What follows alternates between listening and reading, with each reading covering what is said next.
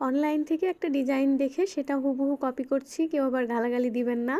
তো প্রথমে আমি ৫ মাস বাবুর জন্য ড্রেসটা তৈরি করেছি। এরপর গ্লিটার পেন দিয়ে ডিজাইনটা ড্রয়িং করেছিলাম। তো ক্যামেরাতে ড্রয়িং করাটা খুবই হালকা দেখাচ্ছে, এজন্য আমি পুনরায় গ্লিটার পেন দিয়ে ডিজাইনটা স্পষ্টভাবে এঁকে নিলাম। এখন দেখুন, এই একটা স্টিচ তুলে নিলাম, এরপর আরেকটা স্টিচ তুলে নিলাম। এখানে আমি একসঙ্গে ৪-৫টা বা অনেকগুলো স্টিচ তুলছি না, একটি একটি করে আলাদা আলাদা করে তুলছি। কারণ ডিজাইনটা লক্ষ্য করলে দেখবেন যে এর মাথাটা একটু রাউন্ড শেপের। যেহেতু রাউন্ড শেপের, এখানে আমি যদি একসঙ্গে অনেকগুলো স্টিচ নিয়ে নিই তাহলে কাপড় কুঁচকে যাবে, ডিজাইনটা ফিনিশিং সুন্দর আসবে না। তো এজন্য আমি আলাদা আলাদাভাবে একটি একটি করে স্টিচ বা ফোর তুলে নিচ্ছিলাম। আর এই যে চারদিক থেকে কাপড় আমি টেনে নিচ্ছি, এটার একটি কারণ আছে। সেটা হচ্ছে কাজ করতে গেলে ফ্রেমের মাঝে যে কাপড়ের অংশটা